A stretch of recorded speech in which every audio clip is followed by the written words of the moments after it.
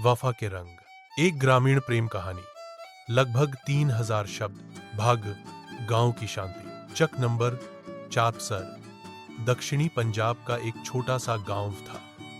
वहां की हवा में अजीब सादगी, प्रेम और शांति घुली हुई थी। शाम के समय खेतों से आती हुई हल्की हवा और पेड़ों पर बैठे पक्षियों की चहचहाट दिल को चैन देती थी। इसी गांव में माह नूर रहती थी, 19 साल की खूबसूरत, शर्मीली और बाह्या लड़की, जिसके हुस्न की मिसाल पूरे इलाके में दी जाती थी।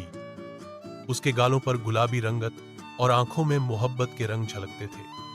वह हर रोज सुबह अपने पिता के साथ खेतों में काम करती, फिर दोपहर को कुएं से पानी भरकर लाती और शाम को मां के साथ चूल्हा संभालती। दूसरी ओर अरसलान था, एक मेहनती, सुलझा हुआ और स्वाभिमानी युवक। शहर में पढ़ता था, लेकिन हर छुट्टी पर गांव आता। उसके पिता का निधन हो चुका था और वह अपनी मां का एकमात्र सहारा था। अरसलान और मां नूरबा, वे बचपन के साथी थे, लेकिन समय के साथ उनकी दोस्ती चुपके से प्यार में बदल गई। वे दोनों कभी खुलकर कुछ कह न सके, लेकिन नजरों के आदान प्रदान और चुप्पी की बातचीत बहुत कुछ सुना देती थी। भाग 2, दिल की धड़कना। एक दिन शाम के समय, जब सूरज पश्चिम की गोद में उतर रहा था, अरसलान खेत के किनारे माहनूर से मिला। हाथ में एक छोटा सा तोहफा था, एक चांदी का कंगन जिस पर वफा खुदा हुआ था। माहनूर, तुमसे एक बात करनी है, अरसलान ने कहा। माहनूर का दिल जोर जोर से धड़कने लगा। क्या बात है? मैं शहर से एक फैसला लेकर आया हूं। अब वहां पढ़ाई पूरी हो गई है। मैं नौकरी के लिए अप्लाई कर रहा हूं, लेकिन कुछ जाने से पहले कि मैं चाहता हूं। माहनूर ने नहरें झुकाए, आमोश रही। मैं तुमसे निकाह करना चाहता हूं। अगर तुम्हारी मर्जी हो तो अम्मी से बात करूं।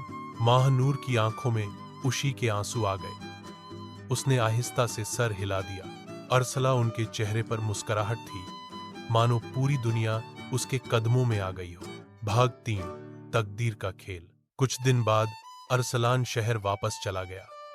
मां ने माहनूर के घर रिश्ता भेजा, लेकिन किस्मत कुछ और लिख चुकी थी। माहना, वर के चाचा, जो शहर में बहा कारोबारी था, गांव आया और अपनी बहन माहनूर की मां पर दबाव डाला कि वह माहनूर की शादी अपने बेटे खालिद से करे। खालिद बदतमी, मगरूर और अय्याश मिजाज था, लेकिन दौलत के नशे में हर बात को हक समझता था। माहनूर ने सख्त इनकार किया, लेकिन चाचा ने माँ बाप को दबाव में लाकर निकाह की तारीख तय करवा दी। अरसलान को जब यह खबर मिली तो वह फौरन गांव आया, लेकिन माहनूर से मिलने की इजाजत न मिली। उनकी जबानें हरकत में थीं और बदनामी का डर हर तरफ छा चुका था। भाग 4, मोहब्बत की कुर्बानी। निकाह वाले दिन माहनूर ने दिल में फैसला कर लिया था, वह खालिद से शादी नहीं करेगी। उसने निकाह के वक्त साफ इनकार किया, कर दिया। सब रिश्तेदार चौंक गए। चाचा ने गुस्से में आकर उसे तलाकशुदा औरत बनाने की धमकी दी, लेकिन माहनूर के शब्द गूंजते रहे, मेरी जिंदगी मेरी मर्जी है।